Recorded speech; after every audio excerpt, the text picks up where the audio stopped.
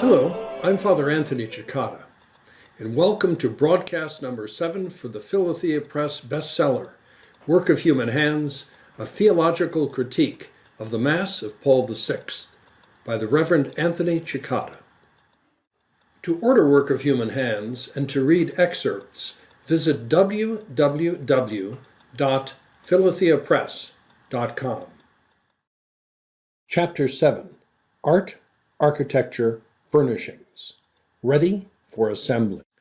As a seminarian in the early 1970s, I went to the dedication for a brand new church at a Benedictine abbey in the American Middle West. From the outside, it looked like an oddly shaped bunker. The inside featured clear glass windows, blond wood beams, bare concrete walls, a square table altar, and 2 images. The misshapen ping-pong paddle is the abbot's crosier. In the sacristy after the ceremony, the abbot, who had a reputation as a bit of a wit, thanked the archbishop and clergy who had participated, adding at the end of his remarks, "And if it fails as a church, it'll make a really great restaurant." We have all been in churches like this. Is it a church, or is it really a food court? I don't know about you, but the stained glass window looks an awful lot like Starbucks to me. Why do so many churches built for the Mass of Paul VI look so unchurchy? Why does the priest face the people now for Mass? Why did the tabernacle disappear? Why are there so few statues and images? The answer isn't fads or bad taste. It's bad theology. Specifically the modernist theology of the Mass as assembly. As we saw on broadcast 5, assembly theology was the underlying basis for the creation of the new Mass. Naturally, understanding the Mass primarily as an assembly supper rather than as a sacrifice offered to God will have a profound influence on the externals of the rite. Chapter 7 of Work of Human Hands examines how assembly theology affected the new legislation governing the externals of the Mass of Paul VI: church architecture, the altar, the tabernacle, and the rest. The 1969 General Instruction and the post-Vatican II Rite for the dedication of a church laid down the guiding principle. They prescribed that the plan of a church should convey the image of the gathered assembly. One of Bonini's collaborators, Father Alessandro Pistoia, wrote an extensive commentary on this shift of emphasis. The exaltation of the majesty of God, the glorification of the saints, and private devotion, he said, are no longer important considerations in the design of churches. The objective of the new liturgical environment, rather, is to promote a celebration in which the assembly actively participates. The basis for this, he said, is the whole rediscovered biblical liturgical theology of assembly.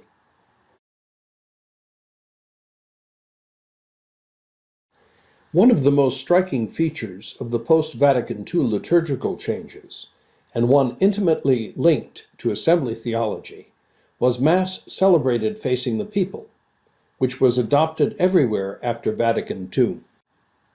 Father Jose Maria Martin Patino, who is a member of Concilium Study Group 10, was directly involved in creating the new order of Mass, pointed out this connection. The modern notion of Mass facing the people, he said, is based on an anthropocentric, or man-centered, theology, rather than as before on a theocentric, or God-centered, theology. In recent years, some have begun to advocate celebrating the Mass of Paul VI in the old direction, facing east, or ad orientem, as they say. For the liturgy of the Word, the priest faces the people. For the liturgy of the Eucharist, he faces the altar with his back to the people, an arrangement that looks a little like the old Mass. The most prominent apologist for this, if not the man who inspired the movement in the first place, was Joseph Cardinal Ratzinger, first in a 1981 article, and then in a book published in 2000. Christian liturgy, said Ratzinger, must be cosmic liturgy. Facing east makes this cosmic dimension of the Eucharist present through liturgical gesture. Facing the altar, he continued, was in reality expressing a view of the Eucharistic celebration in the context of cosmos and parousia. Cosmos, cosmic, sounds mystical and devotional, doesn't it? Since Ratzinger was permanently labeled the great watchdog of orthodoxy, one might think that such language was rooted in good old-fashioned traditional Catholic theology. In fact, however, Ratzinger lifted his cosmic terminology directly from two modernists. The first was Hans Urs von Balthasar, specifically his books Cosmic Liturgy and The Glory of the Lord. Due to the mystical tone, some would say the pseudo-mystical tone, of his writings, Balthasar has become popular among conservatives, who consider him quite traditional. In reality, though, Balthasar detested traditional Thomistic theology, which he said he felt like tearing down with Samson's own strength. Ratzinger's second source for cosmic was the works of Pierre Teilhard de Chardin, a Jesuit evolutionist silenced by the Holy Office in 1925 and thereafter forbidden to write. Teilhard's ideas on the cosmic Christ and the omega point of cosmic evolution enjoyed a great vogue for a while after Vatican II, and amounted to not so thinly veiled pantheism. It will come as a surprise to many to hear that Ratzinger has long been a promoter of this heretic. Indeed, as Benedict XVI, he has even worked Teilhard and Teilhardian terminology into his public discourses, as during this Vesper homily in Aosta, where he spoke of Teilhard's great vision, where, quote, at the end of time, we will have a true cosmic liturgy, where the cosmos becomes a living host. The movement to offer the Mass of Paul VI facing east, or ad orientem as they say, will of course appeal to many Catholics of a traditional bent. Hey, it sure looks like the old rite. But rather than from Trent and Thomism, it springs from the toxic Teilhard, adrift in his own theological cosmos. Before Vatican II, the Blessed Sacrament was reserved in a tabernacle on the high altar of nearly every Catholic church in the world. All that has changed. These days you never know where you'll find the tabernacle. The possibilities are endless. How did this come about?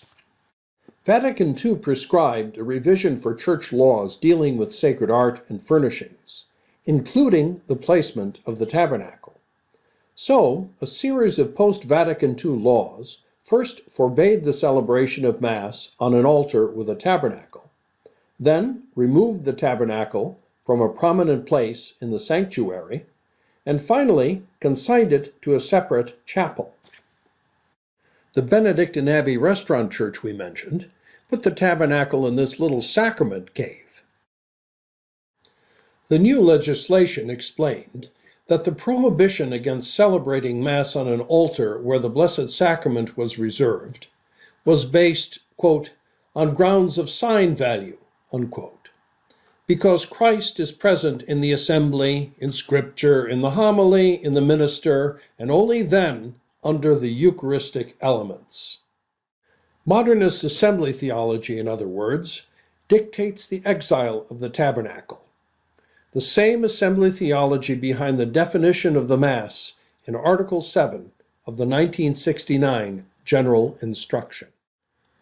Another notable feature of the reform was the hostility towards religious statues and images. Old churches were stripped of them, and new churches were built without them. Vatican II's Constitution on the Sacred Liturgy stated first that the practice of placing sacred images in churches for veneration by the faithful is to be maintained. But it added a second statement, which effectively negated the first. Nevertheless, there is to be restraint regarding their number and prominence, so that they do not create confusion among the Christian people or foster religious practices of doubtful orthodoxy. This passage contains 5 fuzzy or equivocal terms: restraint, number, prominence, confusion, and practices of doubtful orthodoxy. These terms raise more questions than they answer, and will be used to strip Catholic churches everywhere of statues and images. On the question of images, the 1969 General Instruction adds, "There is a need both to limit their number and to situate them in such a way that they do not distract the people's attention from the celebration." Bottom line, keep your eyes on that cantor lady, or get real used to looking at that bare wall. Talk about options. To find out more about the reasons behind the post-Vatican II changes in church art, architecture, and furnishings, read Ready for Assembly, Chapter 7 of Work of Human Hands, a theological critique of the Mass of Paul VI.